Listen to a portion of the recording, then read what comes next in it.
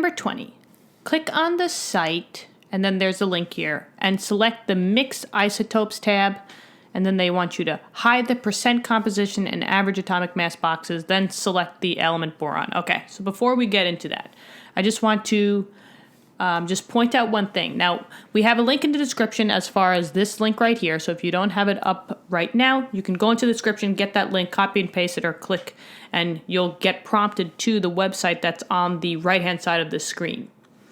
So all you have to do, just like all the other ones, you have to press play. So I'm going to just press the play, and it'll bring me to this simulation. Now here, it says select the Mix Isotopes tab. However, they changed that tab, and they want us to now click the tab that says Mixtures. So you're not going to press the isotopes, you're going to press the mixture one. So it's the one on the right-hand side. So click that one. And then you're going to get into this simulation. And now they say, hide the percent composition and average atomic mass boxes, and then select the element boron. So what they mean by that is you see how there's the words percent composition and average atomic mass on the right-hand side of the simulation. They just want you to click that negative box in both ones to get rid of it. So like that, we're hiding that, and we're hiding the average atomic mass. And then they want you to select the element boron. So boron is just B, so I'm going to click that, and now they gave us boron 10 and boron 11. So all that is good. Now for A, they say, write the symbol of the isotope of boron that are shown as naturally occurring in significant amounts. And that's the ones that they show on the simulation. They gave you two of them. They gave you boron 10 and boron 11. We have to write the symbols. Remember, the symbols for any element, which I'm just going to say EL, you have to worry about three places, right? The upper left-hand corner, the bottom left-hand corner, and the upper right-hand corner. This part is your Z number. This is the atomic mass, or the mass number. The A goes down below. That's your atomic number. And then this part over here, this is the charge, whether it's a plus or a minus, but I'm just going to say charge.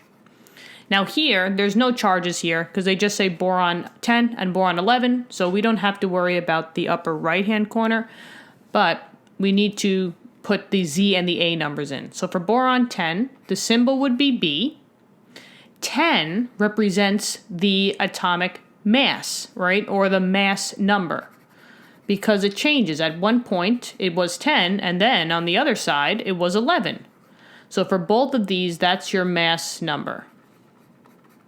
And I'm just going to get rid of that one right here. I don't know why I put that there. Okay. So for boron 10, the 10 goes up on the top. And for boron 11, the 11 goes up at the top like that. Now we just have to figure out what the atomic number is, and that never changes for a certain element. That's what you got to find on the periodic table. That's why I gave a periodic table here. So you got to go to boron, which is over here, and we should know that boron has an atomic number of 5. That's their A number. That's the atomic number. So for both of them, it has to be 5 on the bottom and 5 on the bottom, just like that. So that's basically the answer for A. They just wanted you to write the symbols of the isotopes that are shown in this simulation. They gave you boron 10 and 11, so we just had to do that. Next, predict the relative amounts or percentages of these boron isotopes found in nature.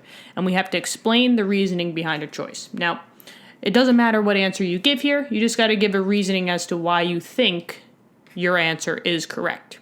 So for B, what I'm going to do is I'm going to list, okay, so we got boron 10 and boron 11. What's the percentages of these two naturally occurring in nature, right? Now, technically, a whole percentage has to always equal to 100%, right? So technically, I could say, okay, boron 10 was 50% and boron 11 is 50%, right? Or I could say boron 10 was 40 and this was 60, right? Because that equals 100% as well. But I can't say that boron 10 was 30 and this is 30 because that equals 60%. That doesn't equal 100. But how do I kind of gauge these percentages, right? Which one is more or which one is less? You look at the average number that they give you on the periodic table for boron. Now they give you an average ABG mass number or average atomic mass of 10.81, right? So what number is this leaning towards? This one is more close to 11, right? 10.81 is more close to 11 than 10, which means that there is more boron 10, or sorry, there's more boron 11 in nature. Whichever number is, going towards the average number, that's the one that's always going to be found more in nature. So we definitely know by just looking at that number that this one is more and boron 10 has to be less because the average amount is closer to 11. Now, do we specifically know right now what the exact numbers are? No, but we can gauge it, right? We just estimate, predict. So since I see that maybe it's 10.8, I don't know, 8, maybe we'll say that this is 80% found in nature and this is 20%. Could you have said 85 and 15? Sure. It doesn't matter. We're just predicting here. So that's the answer to B. So predict the relative amounts we did. Explain your reasoning behind your choice. It all depends on the average mass number or atomic mass, which was 10.81. It's closer to 11. That's why I gave boron 11 80%. That would be your reasoning. Okay. Now for C, it says add isotopes to the black box to make a mixture that matches your prediction in B. You may drag isotopes from their bins and click on More, and then move the sliders to the appropriate amounts. Okay, let's see. So I'm going to add some boron 10. Let's see. Does anything change here? Where is the symbol for more? Let's see, I'm going to add some boron 11. Nothing really is telling me more. I don't see anything about more. Maybe they changed this. Maybe if you may drag isotopes and then click on more and then move the sliders. Let's see. I don't see any words for more. So what I'm going to do is I'm going to add all the borons 11, right? And how many of these are there? 1, 2, 3, 4, 5, 6, 7, 8, 9, 10. So I'm just going to take 2 away. Maybe that would give me an 80%. They don't really tell me match, right? More. I think they probably changed this. What if I do this? Oh, okay. I see. They want us to do this, I guess. So boron 10 is 20%. And then boron is 80%, I'm assuming. Let's check this out. Boron 11 is 80. Kind of like that. So I used my sliders. So they don't have the word more anymore. That doesn't exist. I know this one can be a little bit confusing. So no more. What you're going to do is you're going to click the slider,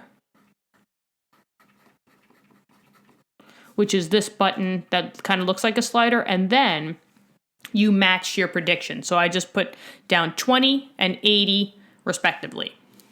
Okay. Now, so that's part C. So that's all good and dandy. Now they say reveal the percent composition and average atomic mass boxes. How well did your mixture match with your prediction? Let's see. Okay, I'm going to reveal percent composition. 80 to 20%. Wow, that was pretty good. If necessary, adjust your isotope numbers to match your prediction. So if your numbers were off, you would just slide these to get 80 and 20. But we got it right on the nose. So here, D, we got it right. So we predicted correct. correct. To match, we'll say. So that was good. D was good, right? We predicted 80 and 20, and then it showed present composition to 80 and 20. Okay. Perfect. Now it says select nature's mix of isotopes and compare it to your prediction. How well does your prediction compare with the naturally occurring mixture? Okay, so I'm just going to click nature's mix.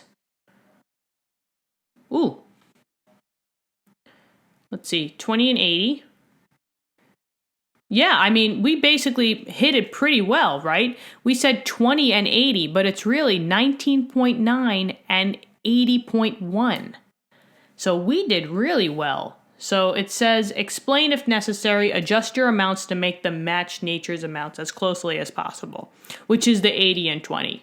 So, but we did great. So E, how well does your prediction compare? It compared very well, right? So if necessary, and explain, you could just say because, I'm not going to write it here, but because we based it off of the 10.81 average mass that was in the periodic table. That's why we predicted and it compared so well.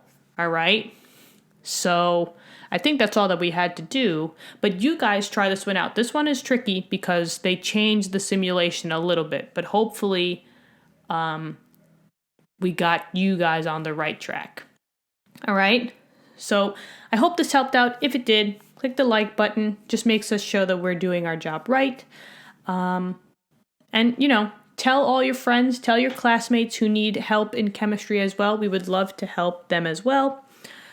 I'll see you guys all in number 21. Have a great day.